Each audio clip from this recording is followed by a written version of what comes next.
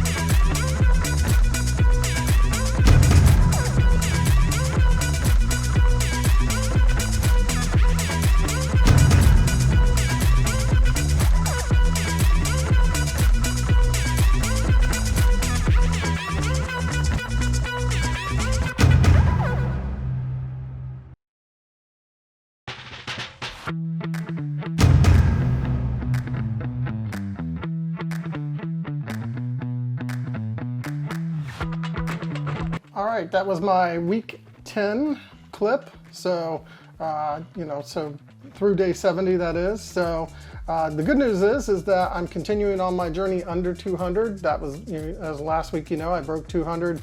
And then this week, for week 10, I lost an additional 2 pounds. So I'm at 196.8. Woohoo! That gives me a total of 37.6 pounds to date. I'm very tickled. It's so great to be able to, get on the scale multiple times and still see that number under 200. It just, blows me away. So my week 10 was a little interesting because, I have a holiday there, and then I'll kind of explain, like a little bit more in that in detail here in a second. But my blood, let's go over my numbers. My blood glucose average for that week was about 83, so that's up from before. It was in the 70s before. And then my ketones actually dropped a little bit. They averaged 2 for the week, and then my Dr. Boz ratio 43 for the week, and then my GKI rose to 2.4. So my average fat, fat percent was 75%, which was really good. Actually, my macros averaged out to 75, 5, and 20 for the whole week. My average fat grams was 137, carbs were 19, and then protein were 83. So you can see that, that week was kind of up, and probably had a lot to do with, the holiday eating. I ate twice on Easter holiday. And I dipped into the mid to high 20s on my, or didn't dip, I went up to the, high 20s on that, for that day. But the rest of the week I stayed down, which was pretty good. I don't know if my numbers changed because maybe there were some sneaky carbs. I really don't know. I was very diligent about putting everything in, even though it was holiday and so forth. The other thing that kind of threw me off a little bit too is that I started my 4th 72-hour fast late. I normally start it on Sunday after I eat.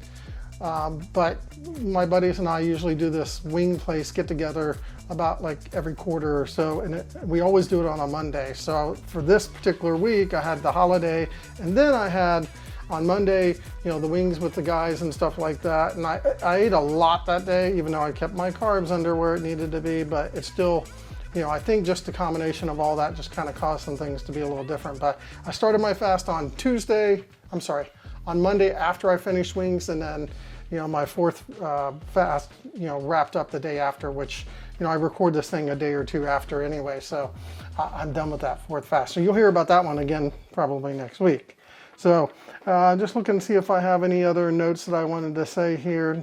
Not really, just, did my absolute best with the holiday, and I felt like I came through it doing really well. So let's take a look at my goals. All right, let's take a look at my week 10 goals. As you see, I got day 64 through day 70.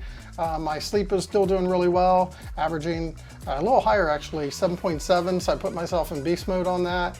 That's really, really good. My fasting, so this was the first week that, I believe I finished day 64 was, day 64 was the last of the 72-hour fast for the third 72-hour fast that I did. And then, throughout the week, and like I said, I didn't start my new fast until I believe it was day 70. I'd have to go back and look. But my average, per day is about 22.8, which is really good. But because I continue to keep doing these 72s, I just put myself in beast mode because that puts me up above, that 48-hour, mark that I gave myself. Continuing to eat, clean, with some dirty here and there. I got some pepperoni issues I got to work out. I do like having, when I augment my, sometimes what happens is that, I get really close to my macros, but I need to get a little higher, so I'll add some pecans, which are good, but I don't eat a lot of them, just an ounce. And then sometimes I'll throw some pepperoni in there to kind of bring it up, to bring some fat into it. But I got to find a better, a better source of pepperoni so it doesn't have some of that other crud in it that we don't want. My macros, specifically the carbs in this case, I averaged, 19.4 for the week, which is, really, really good. That was 6 days that I actually ate. So, and then my average macros, like I mentioned before, 75, 5, and 20, which is fantastic. So you'll see I left myself in beast mode on all those because I'm just doing everything that I want to do as far as goals are concerned. So as far as learning goes, I watched only one video for week 10 in that, I just didn't have time to get to him with the holiday and all that other stuff. So, so I put myself in best on that. As far as tracking goes, as always, I've got, tracking here, tracking chronometer, tracking in spreadsheet. So I'm still nailing that, beast mode for that. Meditation, I'm still getting my 2 5-minute ones in a day. I haven't really tried to get more than that. I don't know if I should count a long bath as that, but maybe I should. So I'm doing really good on that. Still no exercise. Like I said, guys, at some point, or folks, should I say, I will be putting exercise into it. All right, let's take a look at my video recommendation. Let's talk about the video recommendation for week 10. So I got good old Fasty over here, which I think if you watch my diary series, I nicknamed him that. So he's like, don't eat, don't eat, don't eat. So I picked the video that has to do with fasting. There's one reason why I brought that up, is that this is a Dr. Ken Berry video. It's called Intermittent Fasting Tips for Beginners. If you've been watching me, you know that I fast a lot. In about week 2 or 3 of my diary series, I started introducing fasting, so I did some videos there. So I wanted to pick another video regarding fasting that I had not already reviewed and talked about, and this is one of them. It's very concise, to the point. I always like when Dr. Berry just kind of gets right to it. He makes a great argument right off the bat. Why it's good to fast. It helps you, get to your goals quicker. It's natural to fast because we used to be like that. Now we're the other way. Also that it's safe to fast. And, he also has more detail on fasting than what I'm going to talk about in here. But, he has this fasting series, Fasting 101, a video, Fasting 101. And the interesting thing, and this makes total sense, is you can do it with any diet, right? So, you don't want to fast if you're, pregnant, breastfeeding, if you're already under your weight, you don't want to fast.